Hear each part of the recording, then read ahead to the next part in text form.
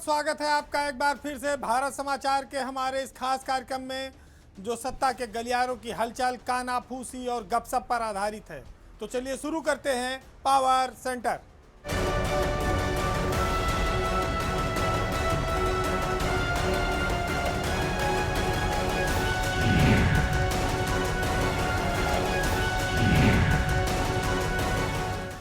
आज सबसे पहले बात महिलाओं के सशक्तिकरण की, ब्यूरोक्रेसी में महिला अफसरों के बढ़ते दबदबे की। एक और देश में महिला आरक्षण को लेकर काफ़ी सारा शोर मचा है, दूसरी ओर यूपी की ब्यूरोक्रेसी में महिला अफसरों ने एक नया दम दिखाया है। इस समय जो प्रदेश का राजस्व विभाग है वो ऐसा पहला महकमा बन गया है जिसमें ऊपर से लेकर नीचे तक सारे अफसर महिला हैं। अब राजस्व जो रेवेन्यू डिपार्टमेंट है उसमें गांव से लेके, शहर से लेके, तहसील कस्बे से लेके, ज़मीन जायदाद के, सिविल के तमाम सारे मुकदमे, विवाद सबसे ज़्यादा यही रहते हैं। अब इनके निपटारे की जो जिम्मेदारी है वो महिला अफसरों के जिम्मे है, उनके कंधों पर है। अभी ये संयोग तब बना जब 1990 बैच की आईएएस अधिकारी अर्चना अग्रवाल को राजस्व परिषद का नया चेयरमैन बनाया गया। चूँकि पद खाली हो गया था, अनिल कुमार रिटायर हो गए थे, तो मुख्यमंत्री ने उत्तर प्रदेश की सीनियर मोस्ट 1990 बैच की अर्चना अग्रवाल को राजस्व परिषद का नया चेयरमैन नियुक्त कर दिया है। उनके साथ ही जो राजस्व परिषद में आयुक्त का पद है वो कंचन वर्मा के पास है और प्रमुख सचिव राजस्व का जो पद है वो अपर्णा यू के पास है। यानी कि शासन में अपर्णा यू देखेंगी और रेवेन्यू बोर्ड में अर्चना अग्रवाल और कंचन वर्मा, इन दोनों लोगों के जिम्मे उत्तर प्रदेश के सबसे बड़े रेवेन्यू महकमे की जिम्मेदारी आ गई है।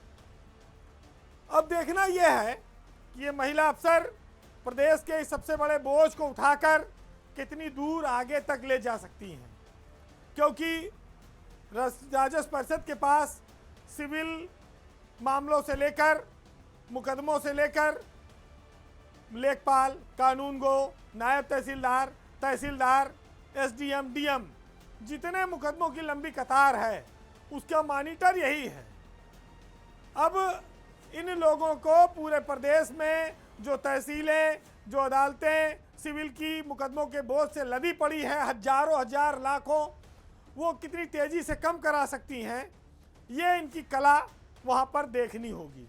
यूपी के इतिहास में ऐसा पहली बार हुआ कि रेवेन्यू बोर्ड का जो चेयरमैन होता है वो मुख्य सचिव के बराबर का पद है, तो सरकार उसको सचिवालय से बाहर कर देती है। रेवेन्यू बोर्ड एक स्वतंत्र संस्था है और वहाँ पर वो अपना आराम से उसको बार बार शासन की बैठकों में नहीं आना है, सचिवालय में चीफ सेक्रेटरी की बैठकों में नहीं आना रहता।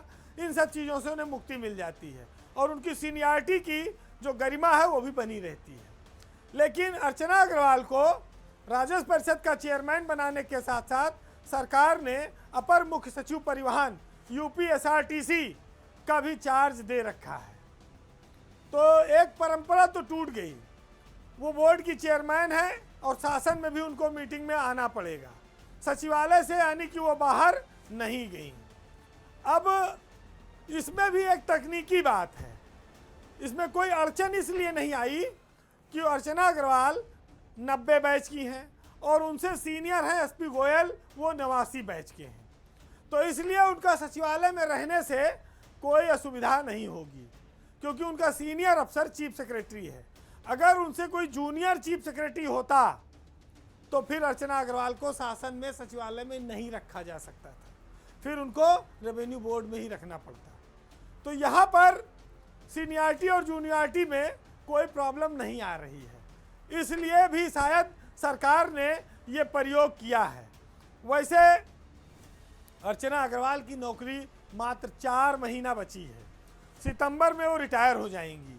उसके बाद फिर 1991 बैच का ही कोई अफसर रेवेन्यू बोर्ड में आएगा, क्योंकि 90 बैच में सिर्फ 2 अफसर इस समय हैं, एक अर्चना अग्रवाल हैं, दूसरे दीपक कुमार हैं।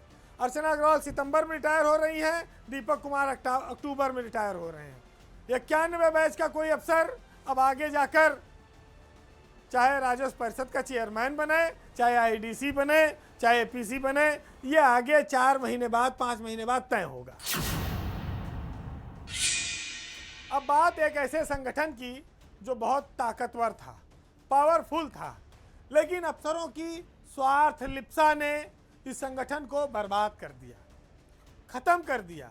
बात आज उत्तर प्रदेश आईएएस एसोसिएशन की है। यूपी की ब्यूरोक्रेसी में पिछले कुछ सालों में एक चलन ये बढ़ा है कि अफसरों ने अपनी निजी हित को, अपनी निजी पोस्टिंग को ज़्यादा तरजीह दी।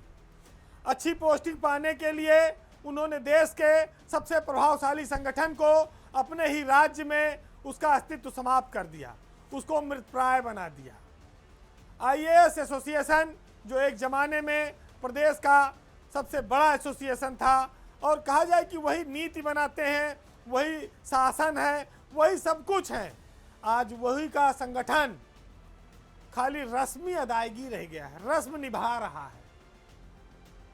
वो अपनी बैठक तक नहीं कर पाते, वो अपने सदस्यों पर होने वाले अत्याचार पर नहीं बोल पाते, उनके अन्याय पर कहीं आवाज नहीं उठा पाते।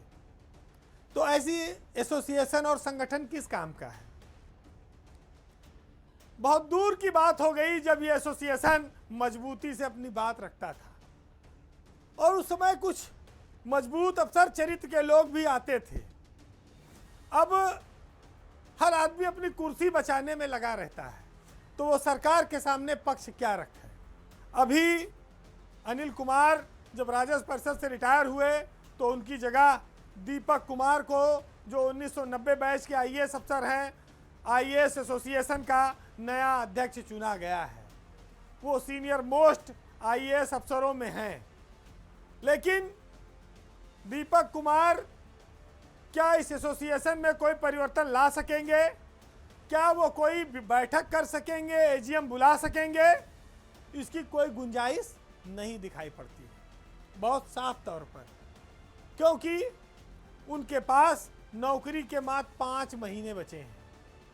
अक्टूबर में दीपक कुमार रिटायर हो जाएंगे। आखिरी वक्त में वो कोई क्रांति करने के लिए इस एसोसिएशन के अध्यक्ष नहीं बने। आज वो आईआरडीसी और एपीसी जैसे बड़े पदों पर हैं। तो अनिल कुमार के बाद उन्होंने इस पद को ग्रहण तो कर लिया है, लेकिन वो इस पद पर कोई बड़ा आयोजन कर सकेंगे इसकी उम्मीद नहीं है। बलकार सिंह आईएएस एसोसिएशन के सचिव हैं, ना कार्यालय है, ना कोई बैठक है, ना कोई कार्यक्रम है, ना कोई प्रेजेंटेशन है। तो ये मुखिया बिना ताज के बना रहे हैं आजकल। योगी आदित्यनाथ जब मुख्यमंत्री बने थे उस समय आईएएस अधिकारियों का उन्होंने सम्मेलन किया था, और उस समय अनूप चंद पांडे मुख्य सचिव हुआ करते थे। उसके बाद से आईएएस एसोसिएशन अपनी कोई बैठक नहीं कर पाया। पहले इस प्रदेश में एक आईएएस वीक मनाया जाता था, पूरा सप्ताह, जिसमें पूरे प्रदेश के आईएएस अधिकारी लखनऊ में जुटते थे। उनके लिए लंच और डिनर का इंतजाम होता था। मुख्यमंत्री उनके सम्मेलन को संबोधित करने के लिए आते थे। उस सम्मेलन में आईएएस अधिकारी अपने नए कामों का प्रेजेंटेशन, प्रस्तुतिकरण देते थे। फिर उनकी अपनी एक एजीएम होती थी जिसमें वो बहुत सारे प्रस्ताव पास करते थे। उसमें अफसरों की समस्याओं पर विचार विमर्श होता था। इसके अलावा खेलकूद प्रतियोगिताएं, सांस्कृतिक कार्यक्रम, ये सब आईएएस एसोसिएशन की शोभा थे। लेकिन अब वो बीते जमाने की बात हो गए हैं। अब तो स्थिति ये है कि ये एक मीटिंग भी नहीं बुला पा रहे हैं। सिर्फ ये एक नाम मात्र की अध्यक्ष ही रह गई है। अध्यक्ष और सचिव चुने जाते हैं, मीटिंग नहीं होती, कभी मिलते नहीं, रिटायर होकर अपने घर चले जाते हैं। बहुत साफ है कि अब एसोसिएशन के लोगों ने, अफसरों ने मान लिया कि अपना कमाओ, अपना खाओ, और मुसीबत आवे तो अपने घर चले जाओ। कुछ अधिकारी ये मानते हैं कि अब इस एसोसिएशन को ख़त्म कर देना चाहिए, क्योंकि इसकी उपयोगिता अब समाप्त हो चुकी है। पहले एसोसिएशन किसी भी अफसर के साथ कोई भी बात होने पर मुख्यमंत्री के सामने अपनी बात रखती थी। उस गलती में सुधार कराने की गुंजाइश रहती थी। लेकिन अब रीढ़ वाले लोग इसलिए सामने नहीं आते कि अगर बोले तो गया, बोलने की कीमत चुकानी पड़ेगी। तो जो अच्छे पद पा जाते हैं वो चुप रहते हैं, और अच्छे पद की कीमत उनके समूह के 500 550 का जो कैडर है IAS अफसरों का, वो उसमें से बहुत सारे लोग चुकाते हैं। एक उदाहरण सुनिए, बड़े बड़े पदों पर बड़े बड़े लोग बैठे हैं, लेकिन क्या उनको ये नहीं दिखाई पड़ता कि IAS में कितने अधिकारी 4 5 साल से वनवास काट रहे हैं? क्या जिनको एक बार सजा मिल गई उनकी जांच नहीं खत्म हो रही है? मामूली बातों पर लोगों का कैरियर समाप्त हो रहा है। इसके लिए अगर वो आवाज़ उठाते, इसके लिए अगर वो बात करते, तो आज उनकी सराहना होती। लेकिन नए आए हुए अधिकारी भी अपने सीनियर को इसीलिए सम्मान नहीं दे पा रहे हैं कि जब इस आग में हमको खुद ही जलना है, जब अपना घर फूंक के हमको खुद ही उजाला देखना है, तो इस एसोसिएशन को लेके क्या करें? बैठ के चाटें? उत्तर प्रदेश में जब तबादला सीजन आता है तो अफसर और मंत्री सब लोगों की काफ़ी पूछ बढ़ जाती है, और इसमें एक मौका भी मिलता है कि थोड़ा बहुत साम दाम वाला व्यवस्था भी हो जाए। लेकिन तबादलों की राह देख रहे लोगों को पशुपालन विभाग में पिछले 2 सालों से निराशा का सामना करना पड़ रहा है। उत्तर प्रदेश का पशुपालन विभाग ऐसा है जिसने इस साल भी अपने यहाँ तबादला सत्र शून्य कर दिया है। मंत्री धर्मपाल सिंह ने एक भी तबादले नहीं किए, और पिछले साल भी इन्होंने तबादला सत्र 0 कर दिया था। ऐसा चर्चा है कि विवादों से बचने के लिए मंत्री धर्मपाल सिंह तबादलों में भ्रष्टाचार के आरोपों से बचने के लिए इन चीज़ों से दूरी बनाए हुए हैं। आपको याद होगा कि वो योगी पार्ट 1 की सरकार में प्रदेश के सिंचाई मंत्री थे, बहुत बड़ा पद था, और उनको बीच रास्ते में आरोपों के चलते इस्तीफा देना पड़ा। एक और जो पशु चिकित्सा अधिकारी संघ है, उसने पहले भी अफसरों पर आरोप लगाए कि भ्रष्टाचार विभाग में बहुत ज़्यादा है। पशुधन विकास परिषद के CEO को इसीलिए हटाना पड़ा। जब तबादला सत्र करीब आया, फिर हल्ला मचा कि करोड़ों की उगाही की तैयारी है। इन सब आरोपों से बचने के लिए ही मंत्री ने तबादला सत्र को 0 कर दिया। लेकिन इसके पीछे कुछ और कहानियां भी हैं। दूसरी कहानी ये है कि पशुपालन विभाग के जो निदेशक हैं मेमपाल सिंह का इसी जून महीने में रिटायरमेंट है। तो जिसका रिटायरमेंट रहता है वो आखिरी टाइम में सोचता है कि थोड़ा बैटिंग तेज कर दी जाए।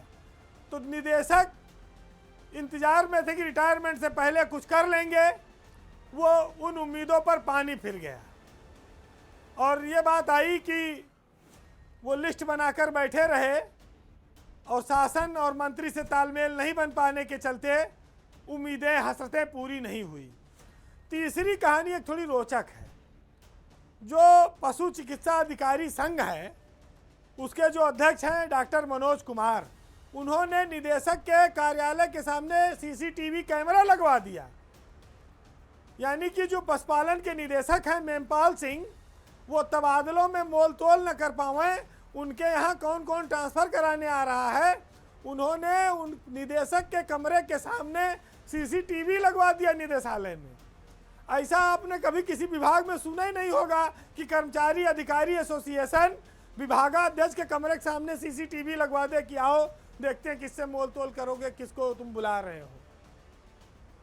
मनोज कुमार के इस कैमरे के खौफ की वजह से निदेशक मेमपाल सिंह से मिलने जिलों के अफसर डर के मारा आए ही नहीं कि कहीं CCTV में कैद न हो जाएं। तो ऐसा क्यों हुआ? पहले कई सारे निदेशक तबादलों में उगाही करके निकल गए, और ये एक चलन चला आ रहा है विभाग में। तो इस पर लगाम लगाने के लिए अधिकारी संघ के डॉक्टरों ने एक नई तरकीब खोजी कि डायरेक्टर साहब के कमरे के बाहर कैमरा लगवाओ, जो आए जाए उसको रिकॉर्ड करो और उसका पीछा करो। मंत्री को भी ये बात पता लग गई मंत्री ने तुरंत तबादला सत्र 0 कर दिया।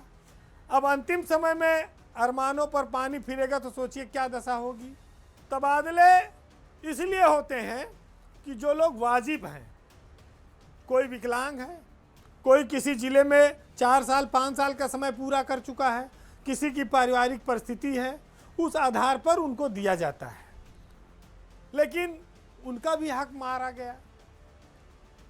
ठीक है, कुछ लोगों का हक मारा गया, लेकिन जिनका माल मार दिया गया उनके लिए तो समझ लो कि उनके नौकरी का अंतिम मौका चला गया। उनको तो पूरे ज़िंदगी पछताना ही हाथ रहेगा। तो विवादों और परेशानियों से जुड़ा हुआ जो महकमा है वो मंत्री धर्मपाल सिंह का पीछा नहीं छोड़ रहा है और उन्होंने कोशिश करके किसी तरह इस काजल की कोठरी से निकलने का प्रयास तो किया है। अब इस प्रयास में भी कई सारी कहानियां थी जो मैंने आपको बताई। अब बात उत्तर प्रदेश के बाहुबली नेताओं की, खासतौर से पूर्वांचल के, जिनकी धमक इधर तेज हो गई है। वो सत्ता के साथ तालमेल बनाने में लगे हैं, वो भविष्य के लिए समीकरण तैयार करने में लगे हैं। पूर्वांचल के बाहुबली अब आने वाले चुनाव, सियासी बयार, इन सब को देखकर उन्होंने अपनी सक्रियताएं बढ़ा दी हैं। और कहा जाए तो उत्तर प्रदेश में बाहुबलियों के, माफियाओं के 2 अलग अलग धड़े बन रहे हैं। ऐसा दिखाई देता है कि एक तरफ धनंजय सिंह, बृजभूषण शरण सिंह की नज़दीकी बढ़ रही है, तो दूसरी तरफ पूर्वांचल में एक ज़माने में माफिया डॉन कहे जाने वाले ब्रजेश सिंह नई राजनीतिक पारी के तैयारी में है। धनंजय सिंह और उनकी पत्नी श्रीकला, जो इस समय जिला पंचायत के अध्यक्ष हैं, उनके सामने एक नई चुनौती उभर रही है। एक तरफ ब्रजेश सिंह, एक तरफ धनंजय सिंह और बीच में राजा भैया। ब्रजेश सिंह को आप जानते होंगे कि जौनपुर, बनारस, चंदौली, इस इलाके में उनका दखल काफ़ी रहा है। पूर्वांचल की राजनीति में ये बाहुबली एक तीसरी ताकत के तौर पर माने जाते रहे हैं। अगर आप देखेंगे तो सत्ताधारी दल बीजेपी और मुख्य विपक्षी दल समाजवादी पार्टी के बाद तीसरी ताकत इन बाहुबलियों के हाथों में रही, जिसमें राजा भैया, ब्रजेश सिंह, धनंजय सिंह, सुशील सिंह, बृजभूषण शरण सिंह, ये जो सबसे ताकतवर नेताओं में से लोग रहे हैं। इनका एक खास वोट बैंक पर काफ़ी प्रभाव रहा है। इनकी लाइफ भी काफ़ी ग्लैमरस है। इनके पास बहुत बड़ी संख्या में इनके फॉलोअर्स भी हैं, समर्थक भी हैं। पिछले दिनों प्रतापगढ़, जौनपुर, बनारस, चंदौली समेत करीब आधा दर्जन जिलों में प्रभाव जो रखते हैं बाहुबली, इनकी अलग अलग तस्वीरें आई हैं, जिसमें इस बात का आभास होता है कि उत्तर प्रदेश की में राजनीतिक संतुलन का एक नया समीकरण बनने वाला है। बीजेपी विधायक सुशील सिंह पिछले दिनों राजा भैया से मिले, उसकी तस्वीरें सोशल मीडिया पर आई हैं। सुशील सिंह ब्रजेश सिंह के भाई हैं। इधर चर्चा ये है कि जो ब्रजेश सिंह कभी मुख्तार अंसारी के जानी दुश्मन हुआ करते थे, चला चली थी, मुख्तार अंसारी के जाने के बाद से अब अपने बेटे को वो राजनीति में स्थापित करना चाहते हैं, जिनका नाम है सिद्धार्थ सिंह। सिद्धार्थ को ब्रजेश सिंह जिला पंचायत का चुनाव लड़ाना चाहते हैं। जौनपुर में दोनों एक धार्मिक मंच पर साथ भी नजर आए थे। इधर बेटे को लेकर ब्रजेश सिंह आगे बढ़ रहे हैं, दूसरी ओर धनंजय सिंह और उनकी पत्नी, जो इस समय जौनपुर में जिला पंचायत के अध्यक्ष हैं, श्रीकला धनंजय, वो पहले से ही प्रभावशाली यहाँ पर बने हुए हैं। तो जौनपुर में एक प्रतिष्ठा की लड़ाई आपको देखने को मिल सकती है। आप ये कह सकते हैं कि एक बहुत बड़ी लड़ाई पूर्वांचल में बाहुबलियों की शुरू होने की तैयारी में आके बैठी हुई है, और ये ऐलान कभी भी हो सकता है।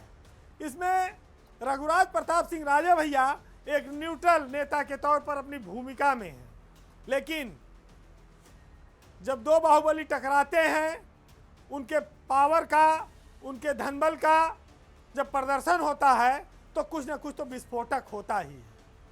और विस्फोट की ये तैयारी अभी से अपने संकेत दे रही है। और इस बार जंग का मैदान बनेगा जौनपुर का इलाका। अगर पंचायत चुनाव हो जाता तो ये घमासान आपको देखने को मिल जाता, लेकिन ये टल गया।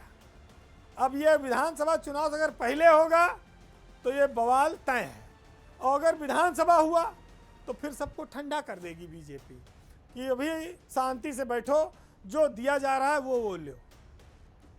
तो सियासत के जो दबंग हैं वो सत्ता के सामने नरम हो जाते हैं, लेकिन आम जनमानस के सामने उनकी गर्मी, उनका जो बाहुबल है वो लगातार प्रभाव बनाए रखता है। इस संतुलन को बनाने में इन नेताओं ने काफ़ी मेहनत की है और उसका आनंद भी लिया है, उसका फल भी भोग रहे हैं। तो बाहुबली बहुत होशियार भी होते हैं, इस बात को ध्यान में रखिएगा। तो ये अपने फायदे की ही सियासत करेंगे, चाहे सरकार जिसकी हो और चुनाव कोई सा भी हो। तो फिलहाल आज के पावर सेंटर में इतना ही। जाते जाते हम जिस समाज में रहते हैं वहाँ पर नेताओं पर, सरकारों पर, आम जनमानस की भलाई करने की जिम्मेदारी है। समस्या इसी बात की है कि जो जीत कर चला जाता है फिर वो 5 साल पलट कर आता नहीं, और जनता जिस गरीबी की हालत में रहती है वहीं खाली टकटकी लगाए देखती रह जाती है। उसके अरमान तो लुट चुके होते हैं, उसे इंतज़ार होता है फिर अगले चुनाव का। तो आज इन्हीं पर कुछ लाइनें सुनिएगा और आनंद लीजिएगा कि कुछ इस तरह से बांट रखा है अमीरों ने बस्ती को कि गरीबों के हिस्से में सिर्फ खामोशी आती है, और रोटी की तलाश में भटकता है यहाँ हर शख्स, और सियासत दिल्ली से इसे जन्नत बताती है। भूख से बिलखते बच्चों को देखकर पिघलता नहीं दिल जिनका, वही चंद लोग आज देश के रहनुमा कहलाते हैं। नमस्कार।